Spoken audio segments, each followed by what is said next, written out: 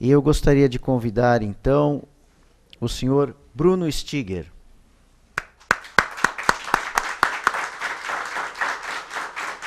Ele que é historiador, formado pela Universidade Federal do Rio Grande do Sul, especialista em etnolinguística pela Universidade Federal de Santa Catarina, escritor, autor de outras obras e autor desse nosso Primórdios da Justiça no Brasil.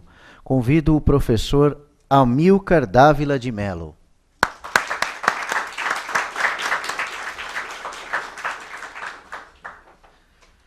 Eu não vou me alongar mais, porque eu sei que vocês estão ansiosos aí para ouvir o professor Amilcar, ainda mais agora com a deixa do nosso caríssimo Bruno Stiger. Eu imediatamente passo a palavra ao professor Amilcar para que ele inicie sua exposição. Então,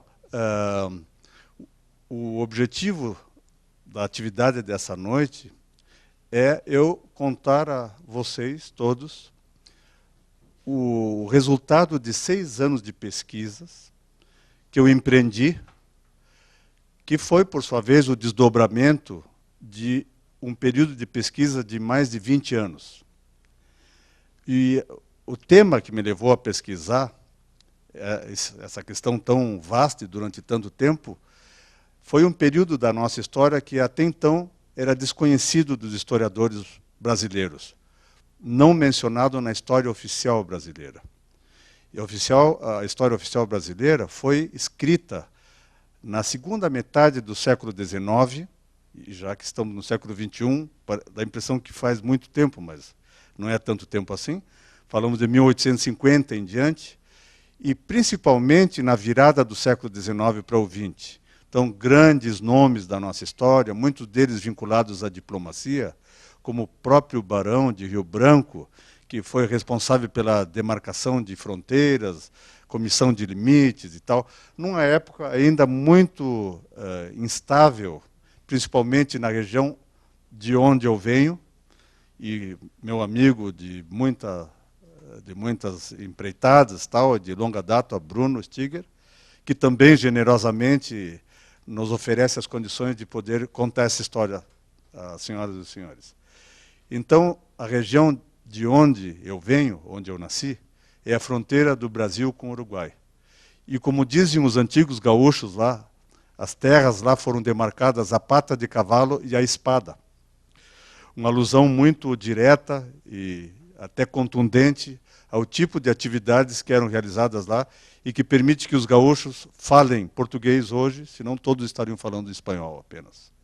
Então, hoje a fronteira meridional do Brasil está lá, na cidade onde eu nasci. E também está no oeste de Santa Catarina, está no oeste do Paraná, fronteira com a Argentina, na minha terra, fronteira com o Uruguai. Também, se a gente vai subindo pelo interior do Brasil, Mato Grosso do Sul, fronteira com o Paraguai, depois mais lá na frente, fronteira com a Bolívia e tal. Mas especificamente na fronteira meridional do Brasil, houve período de muitas revoluções. Desde a época dos primeiros europeus que lá chegaram, ora vindo da Espanha, ora vindo de Portugal, lá se encontraram essas duas grandes correntes exploradoras e colonizadoras, conquistadoras da América. Só que foi um período colonizado mais tardiamente. Então, muitas revoluções, muitas guerras, muitos conflitos, o que deu, de certa maneira, a fama, o que tornou os gaúchos famigerados pelo lado negativo da sua violência e tal, né? Mas eram pessoas de outra época, eram pessoas que tinham que viver com aquele mundo em conflito. E a história que os diplomatas, historiadores, então, tiveram que registrar, ela não fez alusão à presença espanhola naquela região. Por quê?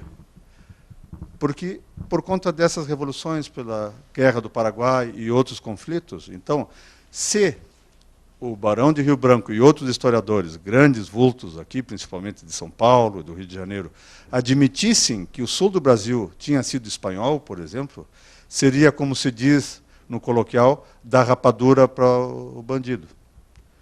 Então, o que acontece?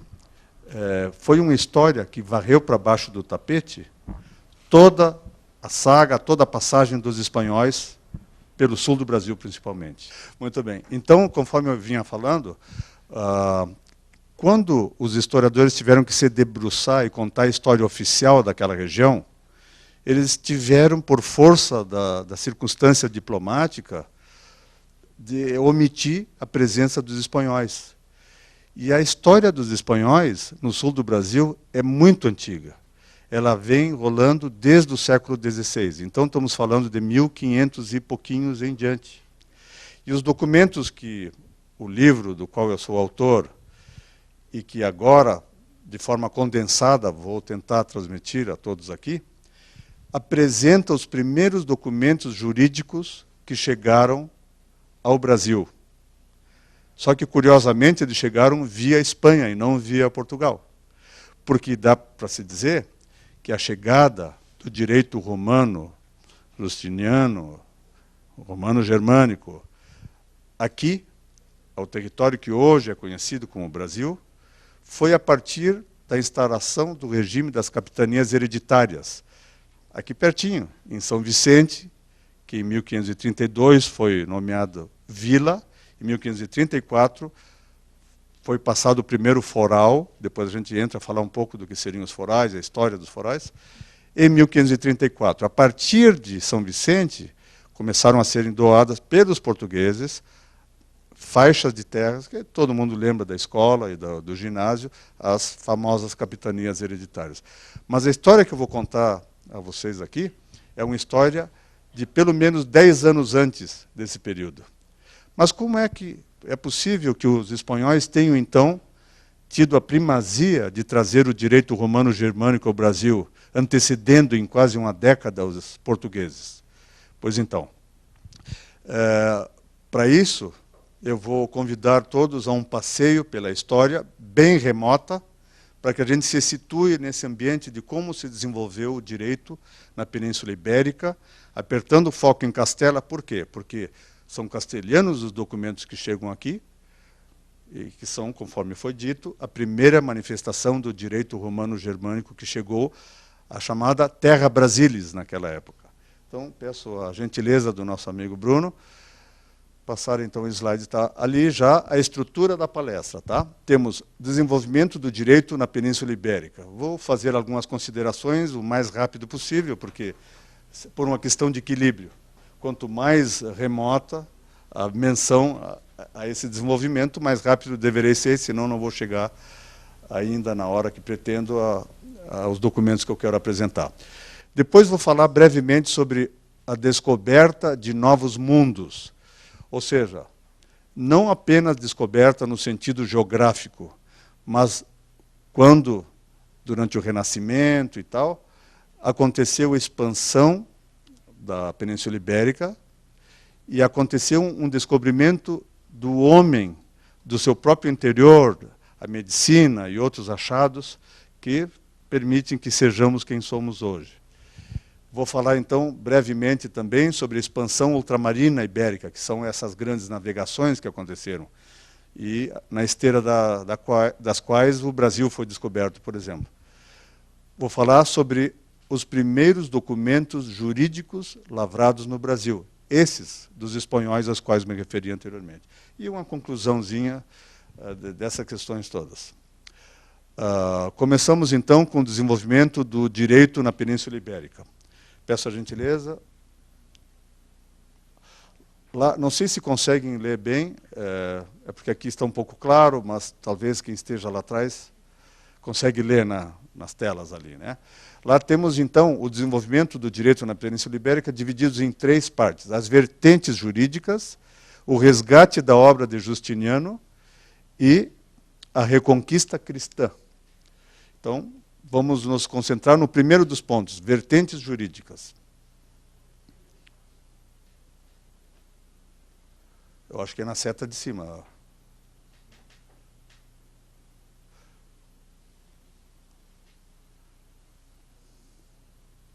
Aí, então, as vertentes jurídicas. Lá temos, então, romanos, visigodos, bizantinos e muçulmanos. Aqui temos bustos de 3 imperadores romanos. Mas antes de entrar a falar nos romanos, vou brevemente citar aqui que a Península Ibérica já teve um nível civilizatório de povos pré-romanos, dentre os quais vemos celtas, iberos, celtiberos, já da idade do bronze, da idade do ferro. Temos também a presença de gregos, que fundaram colônias na costa mediterrânea, principalmente na Península Ibérica. Temos também a presença de fenícios, que era o grande império de navegadores, onde hoje está o que país que está em evidência? Líbano, tá? E também Síria, algumas coisas dessa civilização muito importante que foram os fenícios.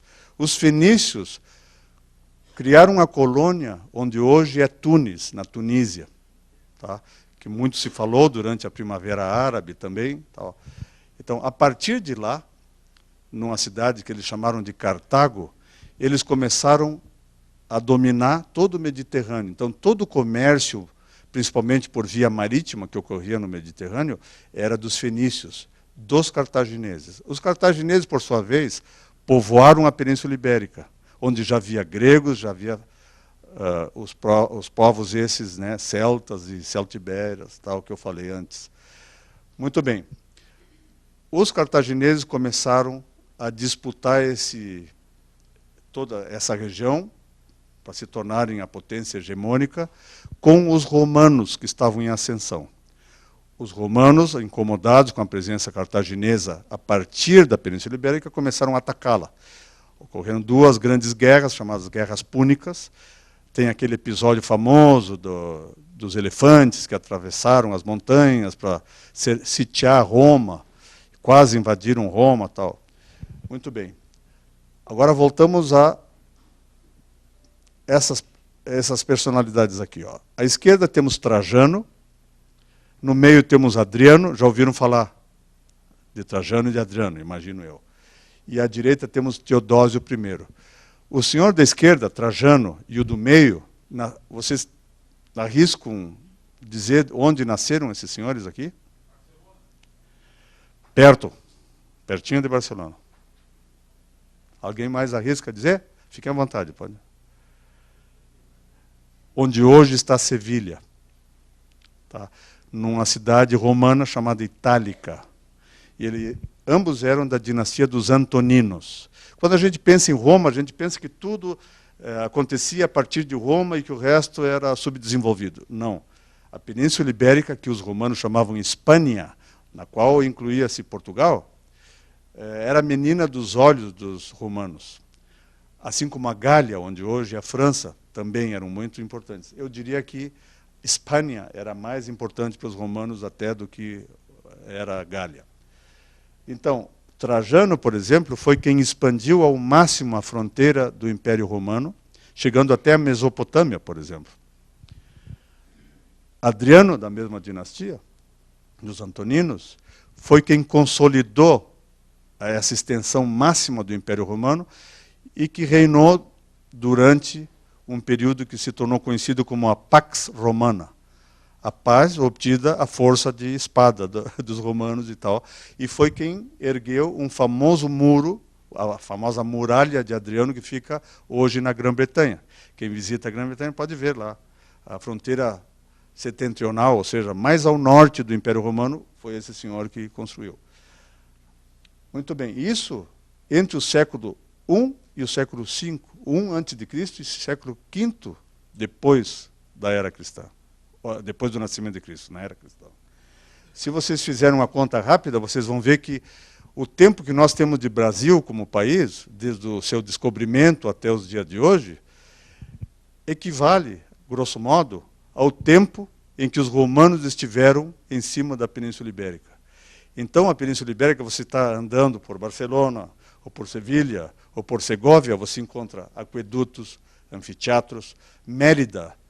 Já ouviram falar da cidade de Mérida, na Espanha? Sabe o que quer dizer Mérida? Emérita Augusta. por exemplo, certo? Emerita Augusta, quer dizer. E Segóvia quer dizer César Augusta. Então, a presença romana na Espanha é muito forte. E, como é de se esperar, claro que eles deixaram não apenas vestígios materiais nos seus monumentos e seus aquedutos e tudo mais, como também já todo aquele caldo da cultura e a maior herança que Roma nos deixou no Ocidente, que é o direito. Então, muito bem. Vamos ver qual é a outra grande vertente que ajudou no desenvolvimento do direito na Península Ibérica. Lá pelo metade do século IV depois de Cristo e V, o Império Romano sofreu com a invasão pelo leste de povos equestres que vinham da Europa Oriental, das beiras lá da Ásia. Esses povos empurraram tribos germânicas que os romanos chamavam bárbaros.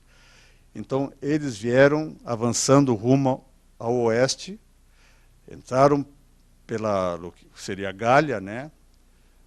E aí avançaram, os romanos não davam sossego, tal, e eles acabaram aonde? Acabaram num beco sem saída, que era a Península Ibérica. 3 grandes levas de bárbaros, tribos germânicas, conforme foi dito, a dos alanos, a dos suevos e a dos visigodos, e também os vândalos, foram os que chegaram à Península Ibérica. E agora eu me permito fazer uma analogia para que todos entendam bem o que significou esse movimento de invasão bárbara da Europa no tempo dos romanos. Todo mundo deve ter assistido aqueles filmes onde, nos dias de hoje, mostram mexicanos e nicaragüenses e geralmente hispânicos que querem entrar pela fronteira dos Estados Unidos lá, né? E se escondem, entram clandestino e atravessam a muralha e tal. E aí vão as guardas de fronteira dos americanos e tentam impedir essa entrada dessas populações já meio americanizadas, por assim dizer, mexicanos já que querem morar nos Estados Unidos e tal.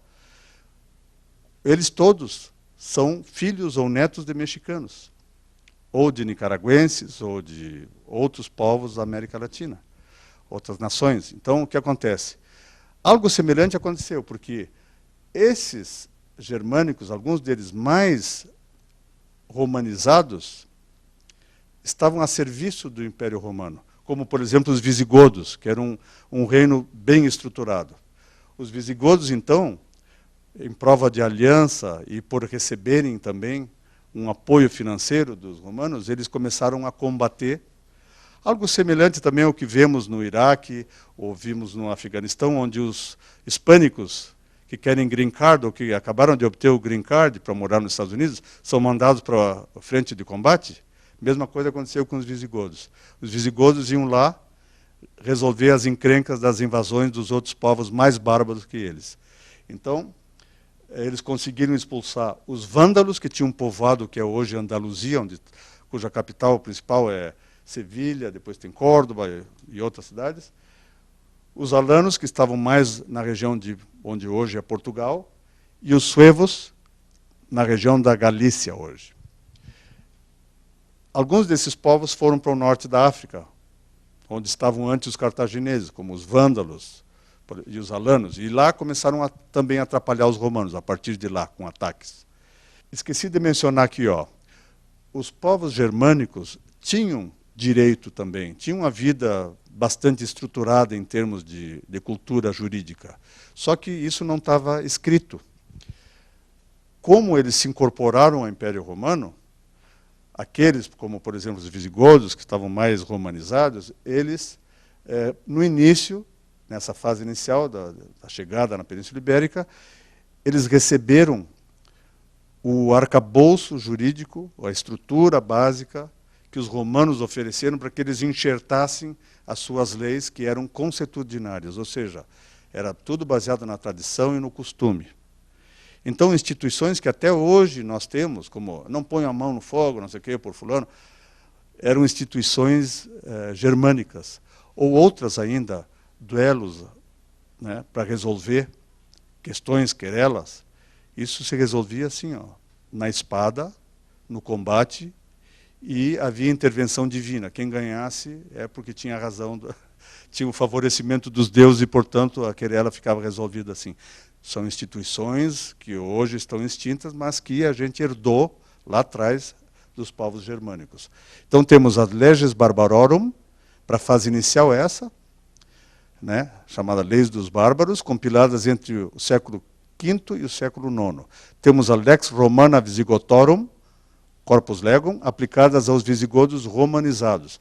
Depois, numa fase mais avançada dos visigodos, temos a Lex Visigotorum, aplicadas tanto aos visigodos católicos quanto aos hispano-romanos. Porque lembre que os romanos continuavam lá. E eles chegaram como aliados dos romanos. Só que, depois de 300 anos de permanência na Península Ibérica, eles acabaram também dominando a Península Ibérica e mandaram nos próprios romanos. Se tornou, portanto, um reino visigodo. Aqui temos mais uma imagem dos visigodos, século V ou século VII, mais ou menos. Muito bem. Houve uma desavença entre os visigodos e, na esteira de uma guerra civil que ocorreu, o partido que estava perdendo a guerra pediu a presença de aliados. Quem eram esses aliados? Os aliados eram os bizantinos, que saíram de onde hoje é Istambul, onde era a capital, Constantinopla, depois Bizâncio, a capital do Império Romano de Oriente. Porque lá pelo século IV, V, por força dessas invasões bárbaras, houve uma divisão do Império Romano. E lembro daquele busto da direita? Aquele senhor também, Teodósio I, o Grande, ele nasceu em Segóvia, na cidade de Cauca, também é da Península Ibérica. Aquele senhor foi quem dividiu o Império Romano em Ocidente e Oriente. E a capital de Oriente estava em mãos desses senhores aqui, tá, os bizantinos. Justiniano, que está lá no meio, foi o imperador que realizou a mais abrangente compilação e sistematização de texto da tradição jurídica romana.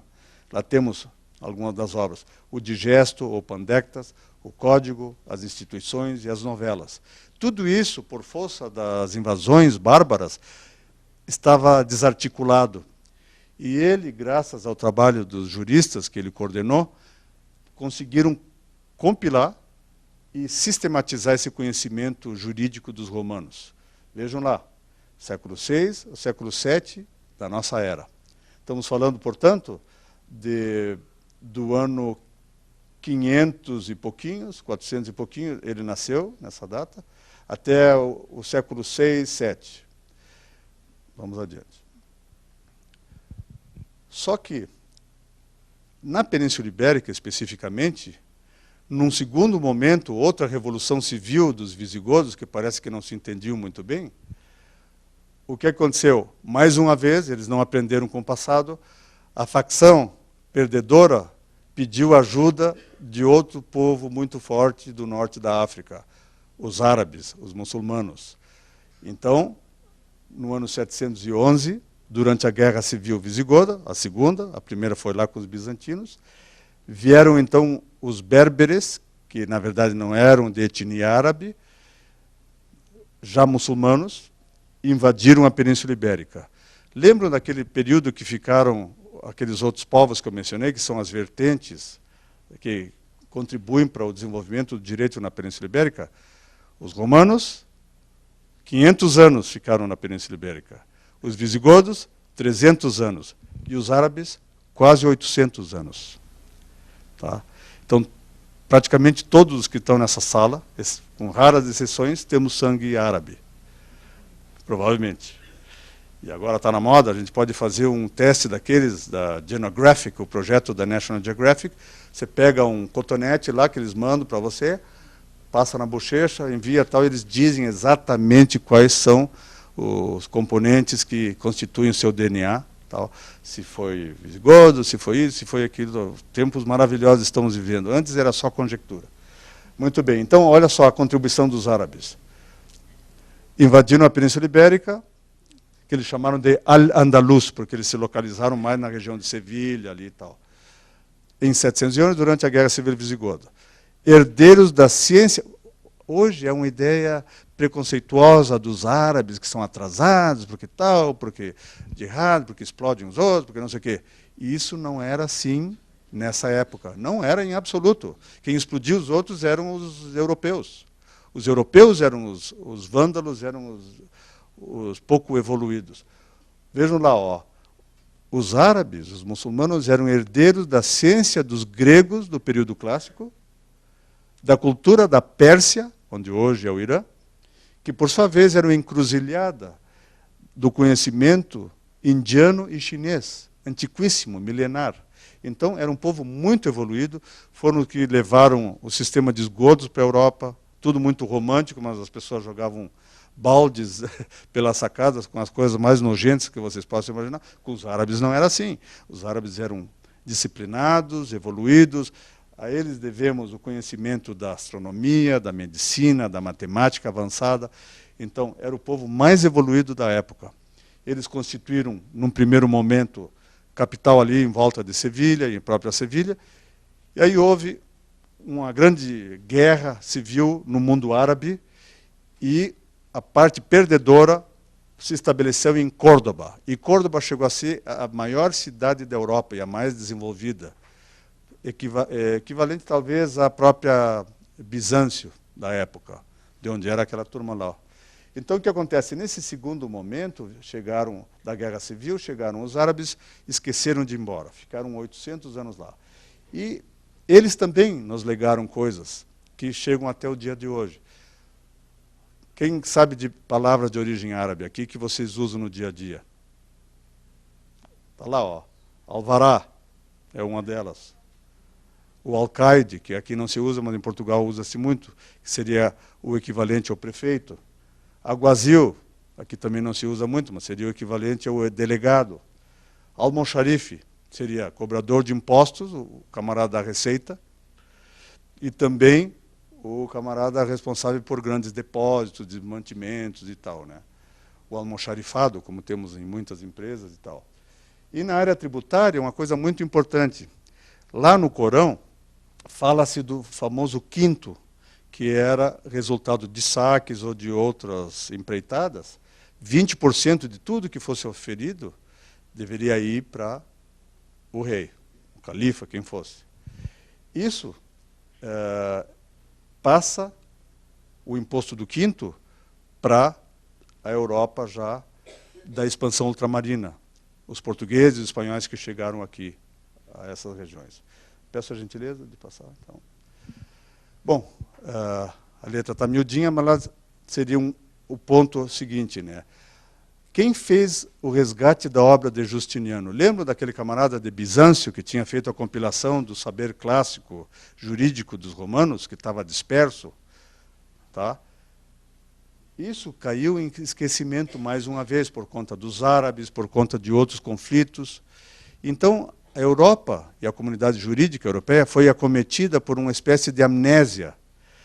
E quando a Igreja Católica se fortaleceu, porque antes também era uma colcha de retalhos, cada região tinha o seu bispado, tinha a autoridade religiosa diferente, dissociada totalmente, e muitas vezes não tão dissociada da vida civil.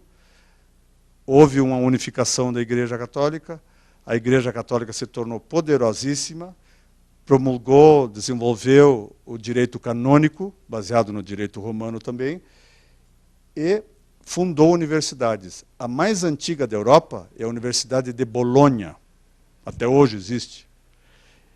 Lá em Bolonha, os estudiosos que começaram a fazer o quê? Começaram a pegar todos aqueles manuscritos que estavam dispersos da obra de Justiniano e começaram a estudar. E os primeiros caras que estudaram, pegaram algumas delas lá e começaram a comentar palavra por palavra o que queria dizer. e faziam anotações à margem dos textos e tal. E os alunos, sentadinhos, como vocês estão agora, iam escrevendo o que o camarada, sentado numa cadeira mais alta, chamada cátedra, ainda hoje se usa o termo, que é o professor titular de uma determinada disciplina na universidade, é o catedrático, o cara ficava no... Vocês vão ver a ilustração disso aí. Então, esses camaradas começaram a estudar o direito romano justiniano e glossadores e comentadores. Aqui temos, por exemplo, o exemplo de um código de Justiniano, do jurista Ulpiano, de 1300 da nossa era. Esse trabalho foi lá, de Bolonha, dessa região. Quem ia estudar lá em Bolonha era de diversos reinos, da Espanha, Aragão, Navarra, de Portugal, da França, da Inglaterra, da Alemanha. E quando voltavam para os seus reinos, eles, por sua vez, reproduziam aquele processo que tinham vivido, fundavam universidades, lecionavam direito. Então, assim foi surgindo a comunidade jurídica. Todos falavam a língua técnico-científica da época, que era o latim, e desenvolveram uma terminologia juridiquesa. Eles desenvolveram todo esse linguajar jurídico, das figuras jurídicas e tal. São os juízes e advogados e promotores dessa época. Lá temos, então, à esquerda, um professor, um catedrático, nesse caso na Alemanha, século XI, lecionando para uma aula aqui, ó. Certo? Aqui temos, então, pessoas, estudantes de direito, num alto relevo do túmulo de um professor de direito de Bolonha. Estamos falando do ano 1200 e pouquinho. Isso aí, ao longo do período seguinte, que foi o Renascimento, foi sendo aperfeiçoado, essa comunidade foi crescendo, e aquele trabalho que havia sido glossado, havia sido comentado pela turma em Bolonha e em outras universidades, a partir de Bolonha, passou a ser conhecido no século XVI, e agora estamos chegando mais perto do período que nos interessa mesmo, foi chamado de Corpus Iuris Civilis. Como aqui na apresentação o processo é linear, eu não tenho como em duas telas e simultaneamente mostrar processos em paralelo, eu vou ter que mostrar a Reconquista cristã, que na verdade não se deu no século XII nem XIII apenas, ela já começou antes, em 1722. Em 722, os árabes, quando entraram na Península Ibérica para socorrer uma das facções muçulmanas que eu falei, visigodas, que eu falei, o que acontece? Eles se acastelaram lá, mas 11 anos depois, já começou um movimento do norte da Península Ibérica, do que seria hoje Navarra, os bascos, aquela turma mais dura lá, começaram a reconquistar o território que tinha sido perdido. Eram católicos, guerreiros, eram visigodos, lembram que eram bárbaros, civilizados, romanizados, já com o desenvolvimento de uma sociedade bem evoluída. Eles começaram aos poucos a incorporar territórios que tinham perdido aos muçulmanos. Ali temos, então, a Reconquista, que foi a partir do norte, avançando. E aí o que acontece? Cada novo território que era reconquistado, ao longo de vários séculos, recebia como se fosse a constituição daquele lugar. E lá ficava um conde, um marquês, mandando lá, acastelado. E esse documento que ele recebia era o chamado foral, que em espanhol chama fueros, certo? É um documento que é um ordenamento jurídico daquela região. Só que foram tantas regiões conquistadas dessa forma, retomadas aos árabes, que virou uma colcha de retalhos jurídica, por assim dizer. E aí, vamos adiante um pouquinho mais? Tá, obrigado. Então, foi o que eu acabei de falar. Ó. A partir de 722, ocorreu a retomada cristã das regiões invadidas pelos muçulmanos. Houve uma gradual consolidação dos reinos de Astúria, Galícia, Leão, Castela, Navarra e Aragão. Em 1094, estamos falando do século XI, o condado portucalense entre os rios Minho e Douro, no reino de Galícia, foi recebido pelo francês Henrique de Borgonha como dote de Teresa, filha de Afonso VI, rei de Leão, Castela e Galícia. Como é que surgiu Portugal, então? Está ali, ó, numa frase resumida. Guerreiros franceses que tinham vindo lutar na Península Ibérica para botar os árabes a correr, um deles, certo? Recebeu, Henrique de Borgonha, recebeu terras, o condado portucalense, entre o rio Minho e Douro, que futuramente se tornaria Portugal. Depois houve uma revolução, uma guerra entre o pessoal esse aí e os espanhóis do reino de Galícia, Leão e Navarra, e desmembraram e se tornou Portugal como é. Aqui temos mais uma vez uma cátedra, já no século XV e XVI, essa em Barcelona, e como vai avançando o desenvolvimento da cultura jurídica na Península Ibérica, especificamente em Castela. Aqui temos, então, o que eu falei anteriormente, os forais, né? O receio de que a península voltasse a cair em mãos muçulmanas deu lugar à criação dos primeiros produtos jurídicos da Reconquista, os forais, verdadeiras cartas constitucionais municipais. Só que, lembra que eu falei? Virou uma colcha de retalho jurídica e aí foi necessário ir consolidando isso em alguns documentos, como, por exemplo, este, o Fuero Real, de 1255, que era um modelo jurídico-político para todo o território castelhano.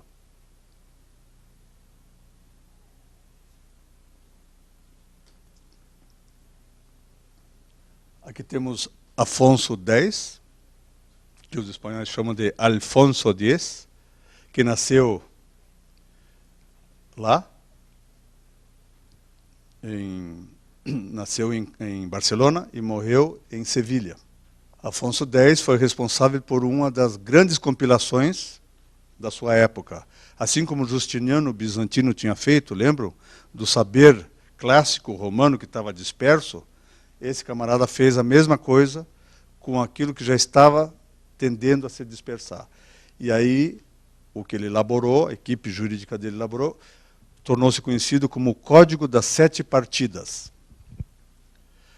Muito bem, depois de vários conflitos dinásticos a partir de Afonso X, que seria muito longo detalhar aqui, nem caberia, temos Isabel de Castela, apenas aparece aqui à direita, e Fernando de Aragão, conhecidos como os reis católicos. Eles foram os últimos monarcas a enfrentar os árabes muçulmanos, e exatamente em Granada, em 1492, no ano que Colombo chega às Antilhas e descobre a América, como se diz, eles conquistam então Granada, expulsam os muçulmanos da Península Ibérica, e a filha desses senhores aqui, desse casal, Joana, conhecida como a Louca, promulgou as leis de Toro, certo? Tendo como base o Código das Sete Partidas, de Afonso X, as leis de Toro reconciliaram os direitos romano e germânico e tentaram compatibilizar a grande pluralidade das fontes jurídicas da época. Estava tendendo a dar bagunça também, e essas leis aqui conseguiram, então, pôr ordem nessa situação. Foi o arcabouço legal que aportou ao Brasil na primeira metade do século XVI e que ampara os documentos jurídicos apresentados, né, que eu vou mostrar já mais para o final, certo? Nessa palestra. Agora falo brevemente da descoberta de novos mundos, o chamado Renascimento, certo? Com a queda de Bizâncio, em 1453, para os turcos otomanos, todo aquele saber que estava acumulado lá teve que dar no pé. Para onde eles foram? Foram para a Itália, onde estavam os venezianos, os genoveses, tal, e havia outros reinos muito desenvolvidos ali, Florença e tal, berço de uma figura conhecidíssima, que é conhecido como o maior expoente do Renascimento,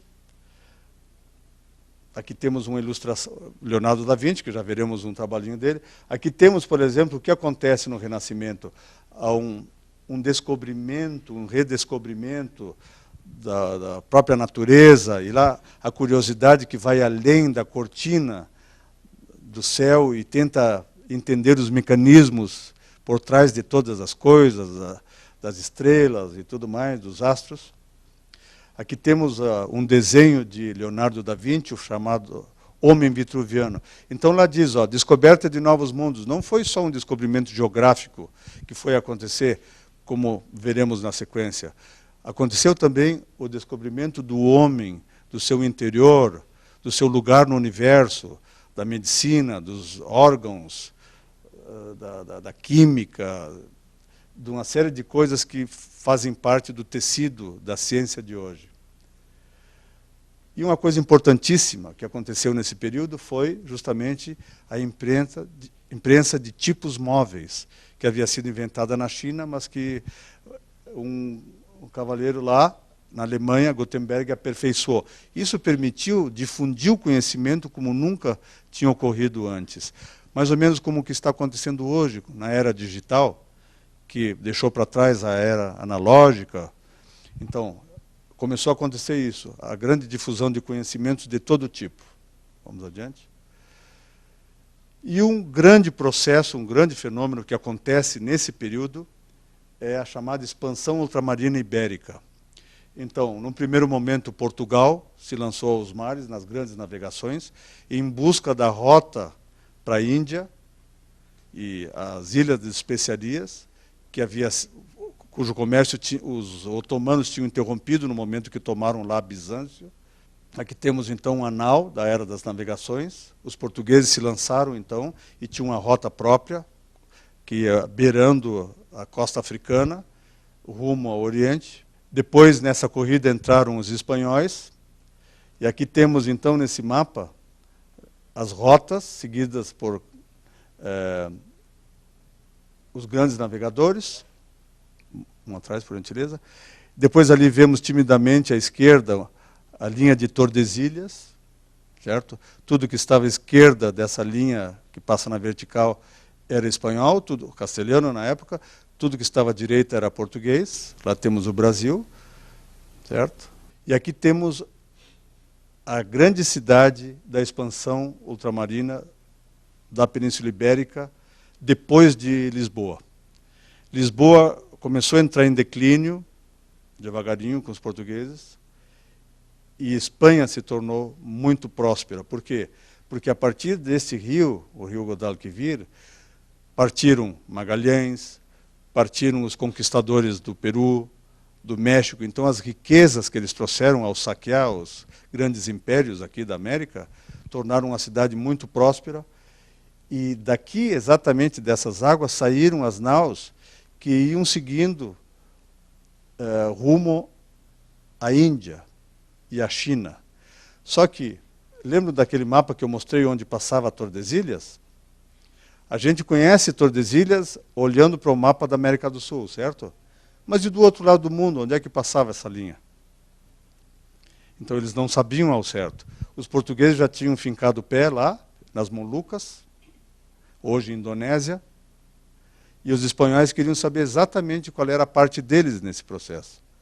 Então, a única rota que eles poderiam seguir era pelo estreito que Magalhães viria a descobrir para os espanhóis, lá no sul do continente sul-americano, só que era uma rota impraticável, porque tinha que descer todo o Atlântico Norte, todo o Atlântico Sul, águas tempestuosas, um clima terrível, um verdadeiro cemitério de barcos ali, a Costa Gaúcha, a Uruguai, a Argentina, da Patagônia, atravessar todo o Pacífico também para chegar nessa região aqui.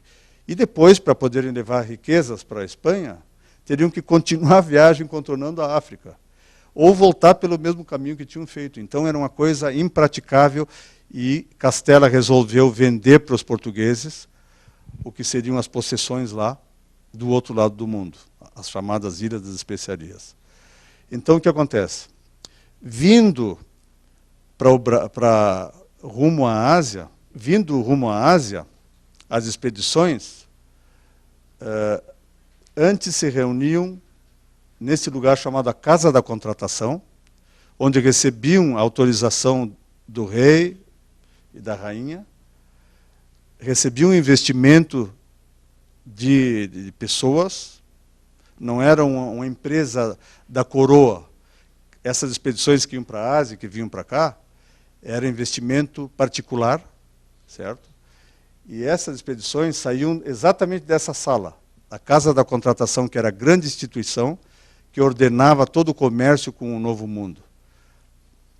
E as pessoas que partiam para essas expedições ficavam sentadinhas aqui, ó, nessas escadarias, que eles conhecem lá como Las Gradas, fica em volta da Catedral de Sevilha. Ficavam lá todos marujos.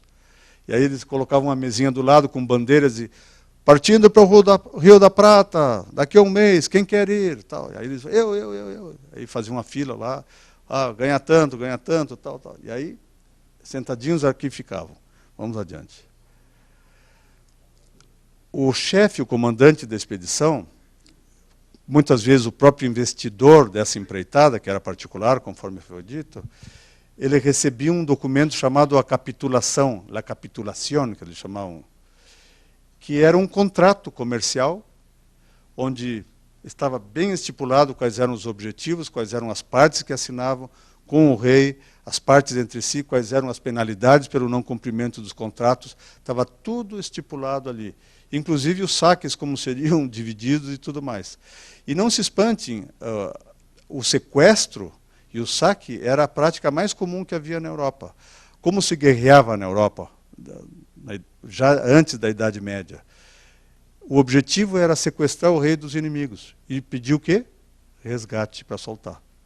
E foi o que fizeram com o imperador dos Incas e o imperador dos Aztecas.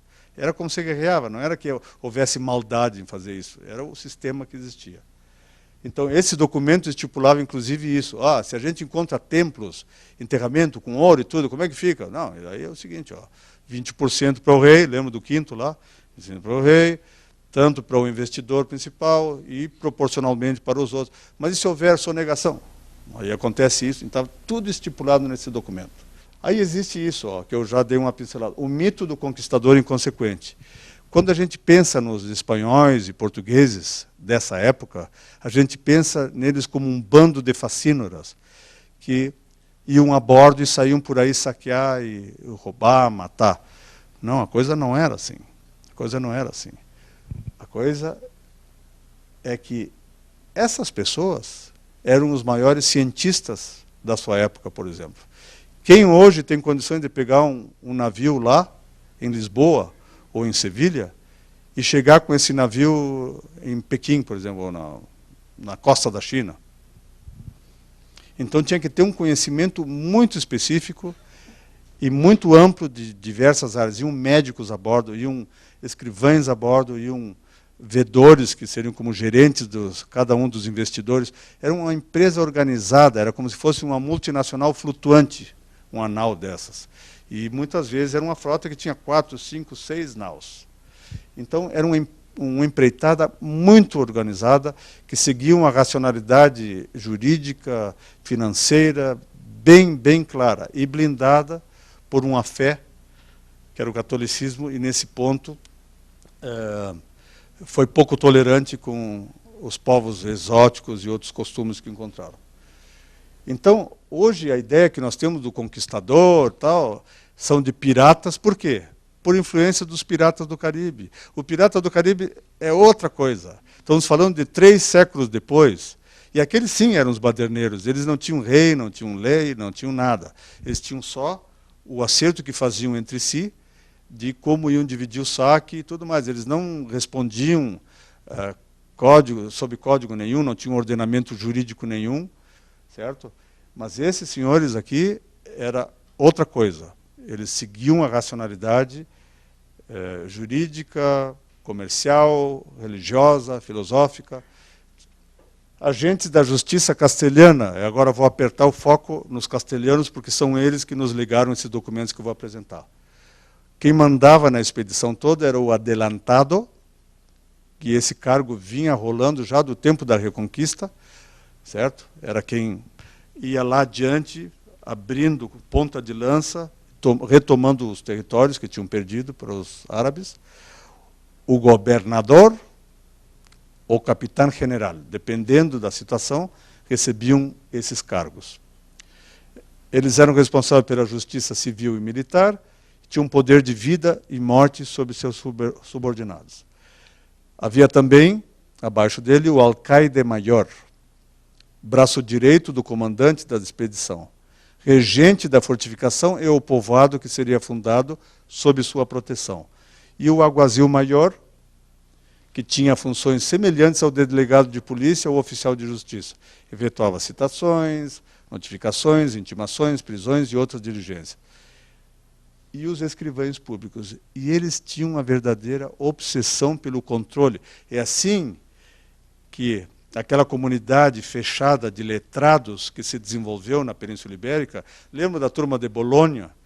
E os alunos de Bolonha que fundaram Palência, que fundaram Salamanca, e a Universidade de Lisboa, e Coimbra, e a Universidade de Paris, e de Londres, todos eles se tornaram juristas, catedráticos, e essas pessoas foram as que constituíram a força maior do aparato jurídico-burocrático dos reis católicos e dos reis, do rei de Portugal, por exemplo.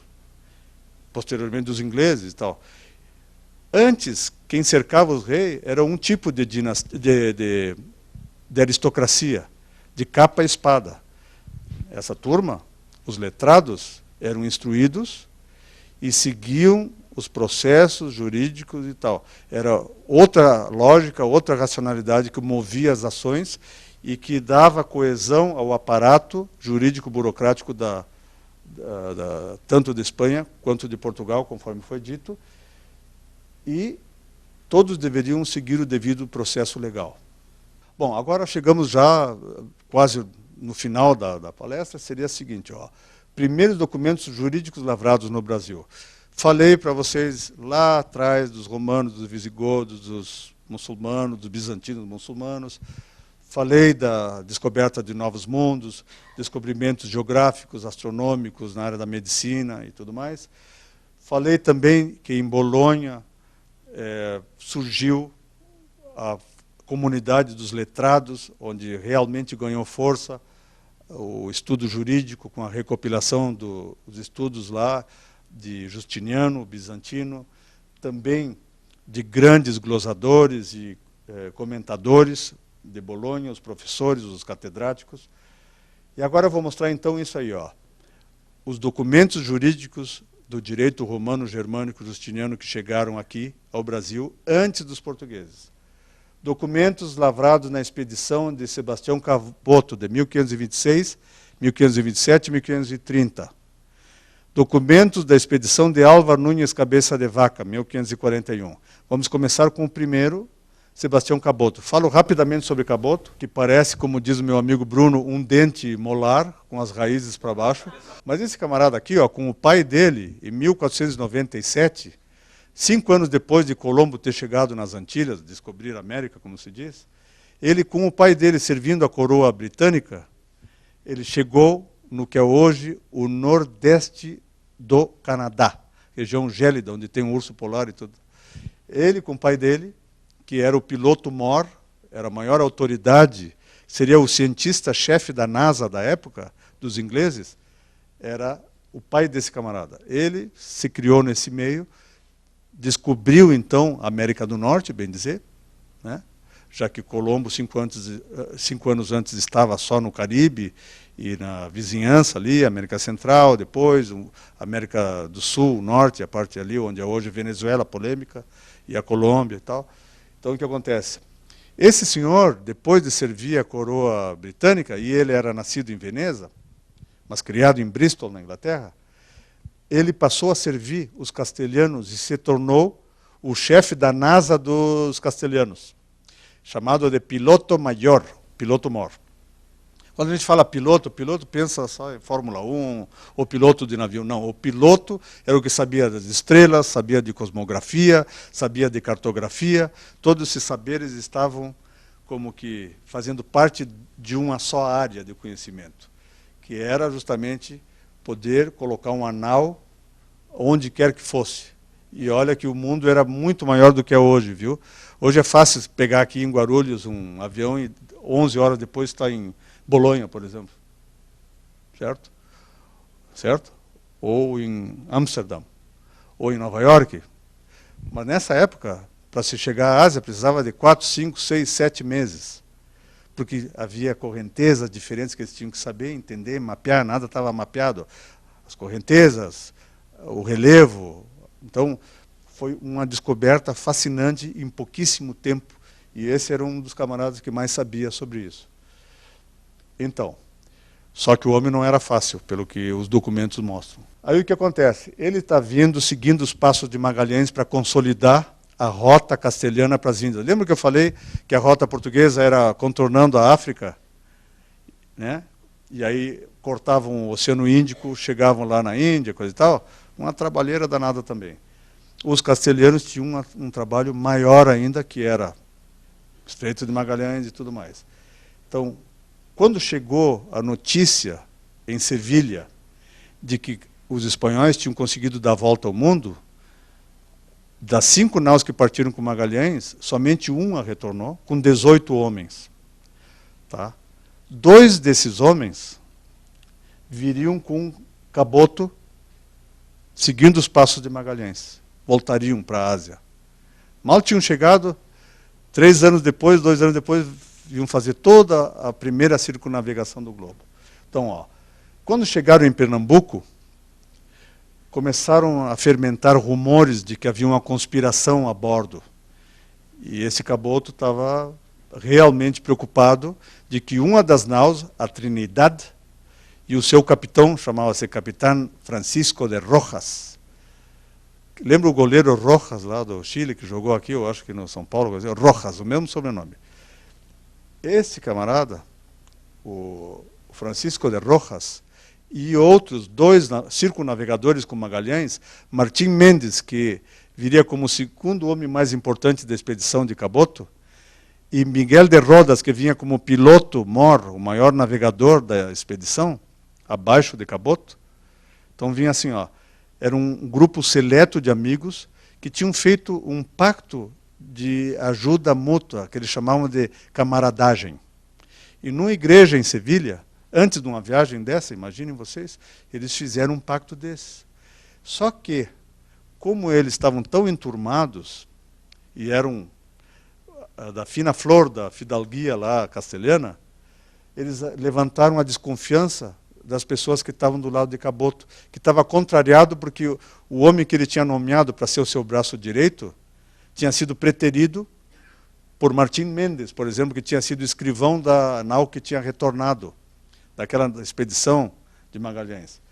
Então, lá temos Martim Mendes, o capitão Francisco de Rojas, que tinha sido cotado para ser o comandante da expedição, e Miguel de Rodas, que era o piloto de toda essa frota. Eles, ao chegarem em Pernambuco, receberam a bordo, eles não, Caboto recebeu a bordo um camarada chamado Matia Mafrolo, que começou a dizer, olha, quando a gente fez escala nas Ilhas Canárias, eu vi que eles estavam como que se reunindo, e eu também observei que a bordo, ainda navegando, eles faziam sinais de uma nau a outra, não sei o quê, eu acho que estão tramando um motim para matar o senhor e tal. E aí o que é que eles fizeram? Caboto abriu um processo secreto contra Francisco de Rojas, Martim Mendes e Miguel de Rodas. Certo? Acusados de conspiração e motim. Os documentos, então, foram lavrados em Pernambuco, em 1526, na Ilha dos Patos, que hoje chama-se Santa Catarina. Aliás, foi Sebastião Caboto que rebatizou a ilha, chamando-a de Santa Catarina, onde está Florianópolis hoje, onde moramos, e São Vicente, aqui, em 1530. Agora vamos falar dos documentos de Pernambuco. Dá para se dizer, então, que em Pernambuco, na feitoria, onde havia, acho que 12 portugueses morando lá, certo? Desgarrados, alguns deles degredados, outros não, eram responsáveis pela troca, o escambo com os indígenas, de pau-brasil, de peles, de animais exóticos, de felinos e tal. Então lá, 50 páginas com petições, depoimentos e pareceres foram lavrados a bordo da nau dos espanhóis e também em terra alguns deles. Tudo em torno dessa questão da acusação do motim e da conspiração. Aqui temos a petição apresentada a Sebastião Caboto por Matia Mafrolo, que era contramestre da nau Trinidad, denunciando que fermentava um motim a bordo. Então, ali tem toda a estrutura de um documento jurídico, onde a qualificação da pessoa, tal, todo o procedimento que vocês estão estudando tão bem. Aí vamos adiante. Temos agora os documentos da Ilha dos Patos, lavrados na Ilha de Santa Catarina. 15 páginas com petições, depoimentos, ordem de desterro, notificações e requerimentos. Então, saindo de Pernambuco, Caboto afastou do comando do cargo o capitão da nau Trinidad, colocou noutra nau, o cara que estava seu braço direito colocou noutra nau, e eles foram no gancho, como se diz. Não presos, mas também não estavam à vontade, porque tiraram eles do meio em que eles comandavam. Muito bem, quando chegaram na Ilha de Santa Catarina, essas pessoas que haviam sido afastadas, elas quiseram, bom, por favor, nos digam, fizeram petições, através de escrivães e tudo mais. Diga-nos por que o senhor nos afastou. A nota de culpa de hoje, nos diga por que estamos presos. Nos diga por que nos afastou, por quê? Eu quero que restaurem a minha fama e honra e tal e tal. Aí o que acontece? A resposta de Caboto foi, já no dia que eles estavam indo embora, deixou desterrados esses 3 homens que foram citados lá, Capitão Rojas, Martín Mendes e Miguel de Rodas. Lembrem, Martín Mendes e Miguel de Rodas eram medalhões na sua época, tinham dado a volta ao mundo com Magalhães. Não com Magalhães, porque Magalhães foi morto nas Filipinas, mas com Elcano, que concluiu a viagem.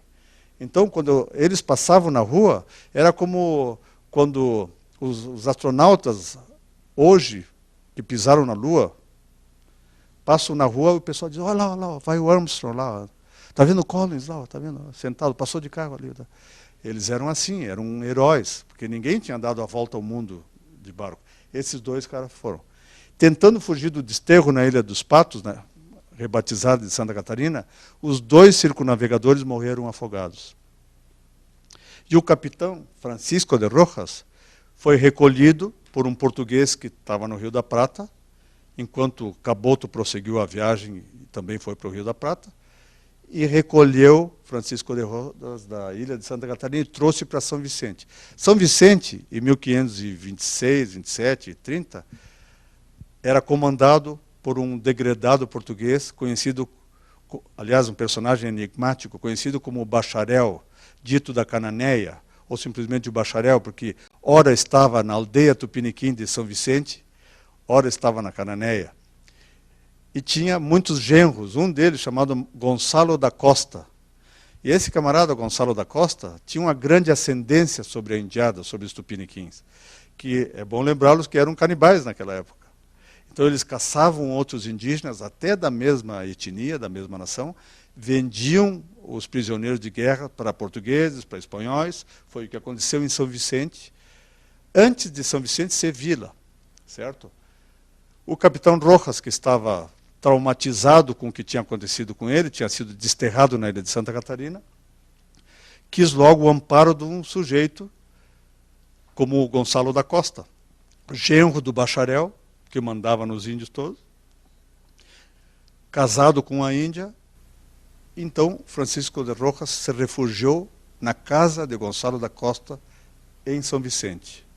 Não, aqui temos primeiro os documentos da Ilha de Santa Catarina, a ordem de desterro, então, de Martim Mendes, Francisco de Rojas e Miguel de Rodas.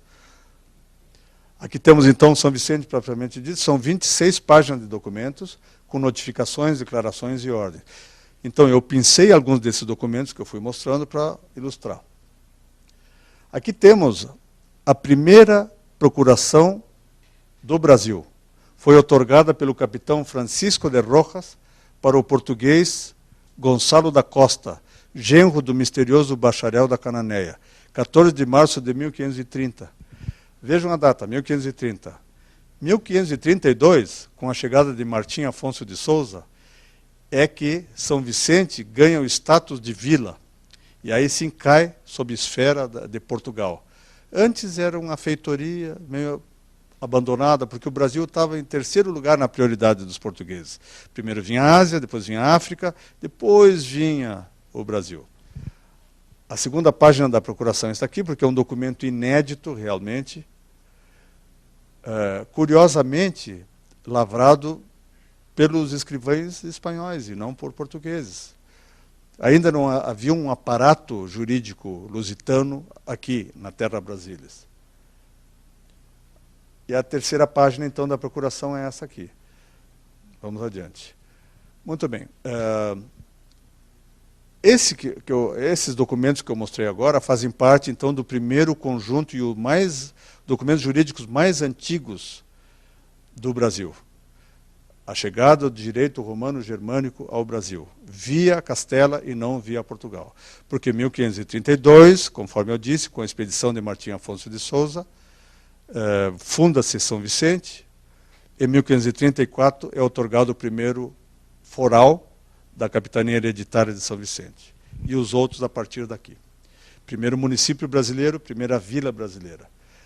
Esse quadro ilustra a expedição de outro grande conquistador chamado Álvar Núñez Cabeça de Vaca, que era de Jerez de la Frontera.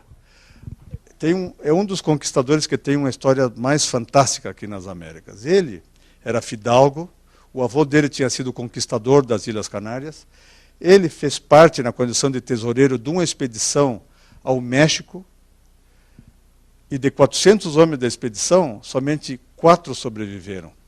Eles caíram na mão dos índios que tinham ido conquistar, no que é hoje a Flórida, o Texas e o próprio México.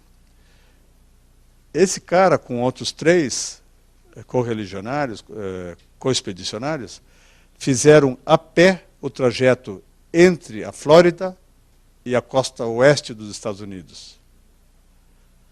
Entre os índios, porque aos poucos eles foram se destacando, isso antes de virem para cá, naturalmente.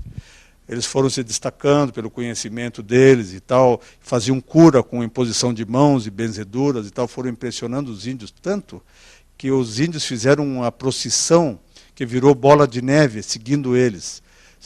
Quando estavam chegando na costa do Pacífico, eles começaram a encontrar fivelas e ferraduras de cavalo e tal. E aí, Cabeça de Vaca e os seus amigos perguntaram: e esses homens aqui? Onde estão? Eles disseram: não, mas eles não têm nada a ver com vocês. Vocês são nossos amigos, vocês nos curam, tal. Eles dão lançada e dão tiro na gente, querem nos escravizar. Eram quem? Os espanhóis que estavam subindo pela Califórnia e chegando naquela região, atrás de ouro, atrás de escravos e tal. Bom, Cabeça de Vaca foi resgatado por essas pessoas que estavam subindo, voltou para a Espanha. E nesse então, o Rio da Prata estava sendo difícil de conquistar. Estamos falando do ano de 1536, 1537. Então ele, que tinha se enturmado tão bem e virado um grande sertanista na América do Norte, como é possível que tinha sobrevivido 9 anos entre os indígenas e voltou daquele jeito, contando isso, e conseguiu se levar tão bem com os índios? Vamos nomeá-lo para adelantado do Rio da Prata, que a gente não está conseguindo fincar pé lá. Buenos Aires estava sendo atacada, que foi a primeira cidadezinha que os espanhóis fundaram, em 1536, estava sendo atacada por uma coalizão de indígenas, e eles tiveram que subir o Rio Paraná e fundar lá, às margens do Rio Paraguai, depois passaram do Paraná para o Paraguai, Assunção. E Assunção se tornou o grande centro dos espanhóis nesta região do mundo. E a partir de Assunção foram fundadas muitas outras cidades. Santa Cruz de la Sierra, cidades no norte da Argentina, Santa Fé, quando foi abandonado Buenos Aires e tal, foi refundado, a partir de Assunção. Os documentos da expedição de Cabeça de Vaca que estou apresentando aqui estão no acervo do Arquivo Nacional de Assunção, no Paraguai. Foram escritos no Porto de Vera, que eles chamaram assim, a ilha de Santa Catarina, em 1541. São 29 páginas com documentos diversos, procurações, outros relativos a crimes, intimações, etc. Aqui temos a segunda procuração mais antiga outorgada por um espanhol para o seu sobrinho, no Brasil, no que seria Terra Brasília, Naquela época era Índias de Castela, era a província de Vera, hoje Florianópolis. Aqui temos Antônio Lopes de Aguiar, que tinha já viajado 3 vezes, atravessado 3 vezes o Atlântico, já se sentindo doente, outorga a seu sobrinho uma procuração para que cuide das dívidas que pessoas tinham contraído com ele, porque eram transportados. E naquele tempo a gente pode até pensar, não, tudo bem, vieram os espanhóis, os portugueses, aí agora eles vão retornar no mesmo barco. Tinha que pagar a sua passagem, tinha que pagar pela sua comida e pela sua água. Já viram uma coisa dessa? Então, o que acontece? A pessoa desesperada, não tendo conseguido fazer a fortuna que pretendia aqui, tinham que contrair dívidas para poder embarcar e voltar para a Espanha ou para Portugal. Então, esse era o dono de um barco, passando a procuração para o sobrinho, dizendo, fulano me deve tantos ducados de ouro, porque eu levei ele, e mais o baú com as coisas dele, com armas e não sei o quê, e mais isso, mais aquilo. Vamos adiante. Houve também um homicídio nesse período de 6 meses que a expedição de Cabeça de Vaca esteve na ilha de Santa Catarina. Aqui temos intimações para que o mestre, que seria o capitão de um dos barcos, Juan de Escobar, se apresente e deponha sobre o assassinato de Sancho de Trejo. Esse camarada foi julgado à revelia, tá? Ele nunca apareceu. Eles afixavam, que nem a gente vê em filmes assim, sabe, que o cara chegava com uma faca assim, afixava numa porta ou numa árvore, certo? As intimações para que se apresentasse. Não sei, não dá para saber onde estava esse sujeito. Ficou 2 ou 3 meses de inverno, em 1541, perdido entre os índios, talvez, não se sabe. Ele vem aparecer depois, na frente, um mistério, depondo em outros documentos, mas ele foi julgado à revelia. Aqui temos uma das primeiras notas promissórias já feitas no Brasil. Portanto, é um documento em que, por conta da morte de um sujeito chamado Juan de Cienfuegos, que era tesoureiro da expedição, quem é que carregava os bens do morto? Imagina um baú, tu mal conseguia carregar tuas coisas. Imagina naquele tempo, tendo que subir rios e esquivar de flechas de índios e outros inimigos de todo tipo, onças e tudo mais, ter que carregar o teu baú mais uma caixa ou trouxas de outra pessoa. Então o que eles faziam? Leiloavam os bens do defunto, uma pessoa ficava encarregada, albacea, que eles chamavam, que era o testamenteiro, a grosso modo, e a pessoa que comprava os artigos que haviam sido leiloados, os bens do defunto, assumiu o compromisso de pagar os herdeiros por aquilo que eles estavam adquirindo. Porque não tinha moeda naquele então. Tudo que eles queriam era chegar e botar a mão no ouro, que fosse encontrar por aí, via mineração ou via saque. Aqui temos um desses documentos, e são vários. E aqui, Julián López, um dos maiores encrenqueiros da expedição. Eu acho que uns 4 ou 5 processos envolvem Julián López. Esse aqui é a desavença por causa de uma mulher.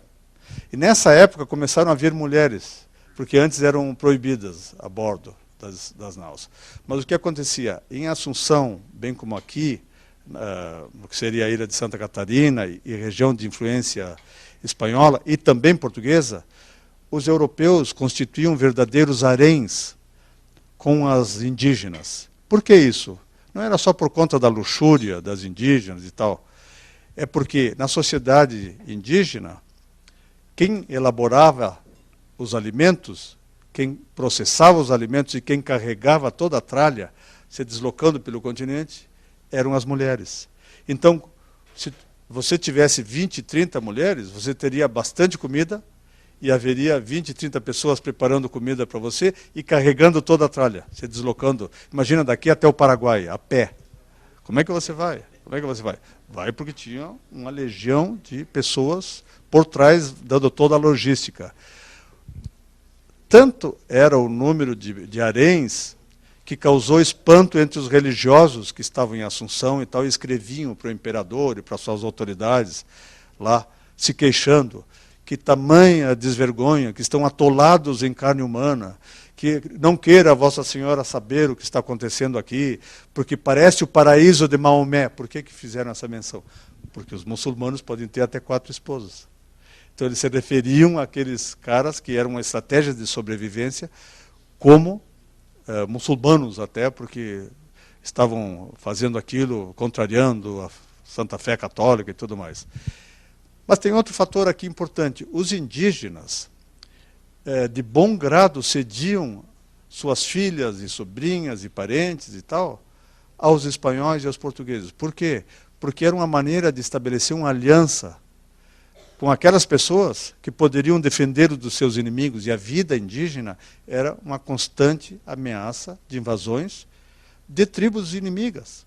Então a ideia que a gente tem de que isso aqui era um paraíso, que era um Éden, que as pessoas viviam em harmonia com a natureza, não, é uma batalha constante pela comida e para se defender de feras e de inimigos. Então não eram incomuns em absoluto os ataques de tribos da mesma nação, vamos chamar de Tupi.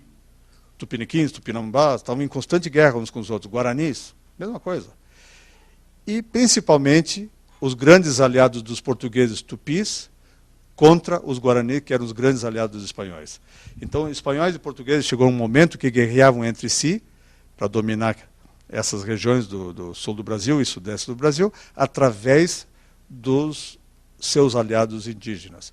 Coisa que vimos durante a Guerra Fria, vimos na Guerra do Afeganistão, onde a União Soviética, lá, quando invadiu o Afeganistão, guerreava através das tribos lá da região, com os americanos. Então, é a chamada guerra por procuração. Em inglês chama War by Proxy. Então, põe eles guerrearem. A gente só fornece arma. Só fornece arma. Mais ou menos o que está acontecendo com o Estado Islâmico, na Síria e em outras regiões, que é alarmante ver a região vasta que o Estado Islâmico hoje domina. Por trás está o Putin, os russos ali, fornecendo uma logística meio constrangido. Por outro lado, os europeus, a coalizão americanos, ingleses, franceses e tal. E isso estava acontecendo entre espanhóis e portugueses e seus aliados tupis e guaranis. Voltamos então à legião de mulheres que tinham os europeus. Por isso que começaram a vir as mulheres cristãs, então, para acabar com a desvergonha, como eles diziam, certo? E esse documento que eu mostrei, então houve uma desavença, e o camarada acabou preso, lá na ilha de Santa Catarina, e a mulher disfarçava-se de homem, enganava o carcereiro e ia se encontrar com ele lá na cadeia. E isso aparece no processo todo certinho.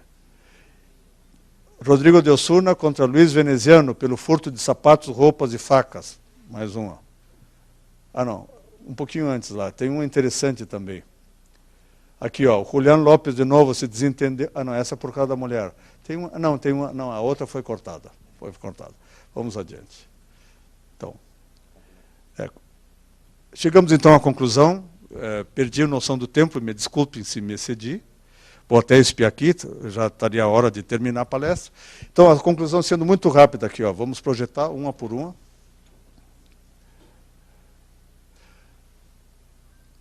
Os documentos aqui apresentados marcam a chegada do direito romano-germânico justiniano a essa região do mundo. Surpreendentemente, tal primazia coube aos operadores da justiça a serviço da coroa de Castela. Foi somente a partir de 1530, com a expedição do capitão-mor Martim Afonso de Souza e as cartas de doação em forais concedidos aos fidalgos portugueses para fincar pé na terra brasilis, que findou o período pré-colonial, os 3 primeiros décadas a partir da descoberta do Brasil, e teve início a organização judiciária lusitana no Brasil. Mas o que é que estava em vigência em Portugal, que aplicava-se aos portugueses que estavam no Brasil? As ordenações manuelinas, que constituem o primeiro grande conjunto legislativo e normativo português no século XVI. A partir de 1512, quando foram promulgadas e foram compiladas e elaboradas as ordenações manuelinas, Portugal vivia o auge da expansão do seu império ultramarino. Então, precisava-se de um corpo jurídico que desse conta dessa diversidade que eles estavam enfrentando. Aqui temos, então, as ordenações manuelinas, que era justamente o que norteava a vida da sociedade incipiente lá de São Vicente, de 1530. A obra condensava as leis lusitanas para o Brasil, portanto.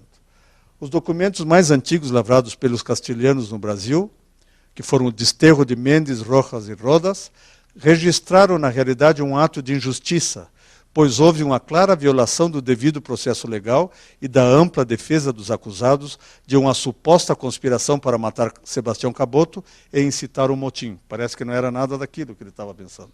A quantidade e diversidade de documentação legal gerada pelos portugueses nas capitanias hereditárias durante esse período não se comparava à escrita quase uma década antes pelos seus rivais ibéricos em Pernambuco, na ilha de Santa Catarina e em São Vicente. Os diversos autos lavrados pelos castelhanos nesses 3 lugares se referem a crimes contra a pessoa humana, a honra e o patrimônio.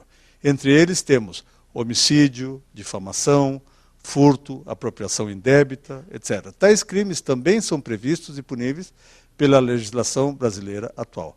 Dentre esses curiosos documentos também há o caso de um homicida julgado à revelia, que eu mostrei lá atrás, a ordem de restrição destinada a manter um homem afastado de sua amante espanhola, aquela que entrou lá fantasiada de homem para visitar o cara na cadeia. E este aqui, ó, a ordem de restrição, é o primeiro documento jurídico que regulava as relações de gênero entre europeus nessas latitudes. No repertório de penas alternativas há, por exemplo, o trabalho na forja para benefício público. Ela equivale hoje à prestação de serviços à comunidade. Há também o pagamento de indenização às vítimas e ao fisco real para reparação de danos. Em uma ocasião, tal pagamento foi efetuado com anzóis, objetos de grande valor naquela economia não monetária. Em todos os casos estudados, a parte sucumbente arcava com as custas do processo. Institutos civis encontrados nos documentos são, por exemplo, procurações, mostrei a primeira e a segunda mais antigas do Brasil, a caução, a figura jurídica da caução, termos de reconhecimento de dívida, que são aquelas notas promissórias, e são muitas, e como cláusulas contratuais, a renúncia da jurisdição e de alguns direitos pelas partes, porque havia a famosa, os privilégios, ou fóruns privilegiados. O cara, não, eu sou religioso, quero ser julgado conforme as leis da religião católica. O outro era militar. Não, eu não quero saber da justiça normal. Havia fórum, havia uma pluralidade muito grande de jurisdições. Então, cada um queria ser julgado conforme as leis que regiam a sua categoria. Os comerciantes, por exemplo, tinham leis específicas a eles e tal. Além desses institutos, temos o sequestro, o embargo e a reintegração de posse de bens. Outras figuras jurídicas encontradas são a do fiel depositário, aparece nos documentos, do avalista, do lucro cessante. O camarada aquele, Francisco Rojas, processou Caboto dizendo: escuta, eu estava levando mercadorias para vender na Ásia e você me deixou desterrado na ilha de Santa Catarina. E os meus bens? Como é que fica isso? Eu poderia ter ganho tanto. Lucro cessante. Lucro cessante. Hoje é a coisa mais comum, um processa o outro. Não, escuta, você me privou dos dias de trabalho, eu deixei de faturar tanto, estou lhe processando por isso, lucro cessante. Da indenização por perdas materiais e danos morais, etc. Também ganharam as páginas da nossa legislação, essas figuras, né, e são corriqueiramente encontradas nos milhões de processos que circulam pelos tribunais. Isso conclui a nossa palestra. Me desculpem eu ter me estendido, mais numa sexta-feira. Tá? Ficou pouco espaço para a gente interagir. Mais uma vez peço desculpa por isso, mas posso lhe dizer o seguinte, ó, que eu achei que seria um crime eu deixar engavetado por mais 500 anos os documentos que eu encontrei pesquisando em Assunção, em Sevilha. Eu digo, não, isso eu tenho que divulgar, nem que me custe 6 anos da minha vida e transformar isso num livro. E seria isso. Agradeço a todos pela atenção. E lá está o meu e-mail, se quiserem entrar em contato comigo, vai ser um prazer acolhê-los também na ilha de Santa Catarina, onde eu resido, onde o Bruno reside, e também a Daniela, minha namorada, que está aqui. Ou estava, pelo menos. Está por aí. Sumiu, nem ela aguentou a palestra. Então seria isso. Muito obrigado a todos, hein, pela atenção.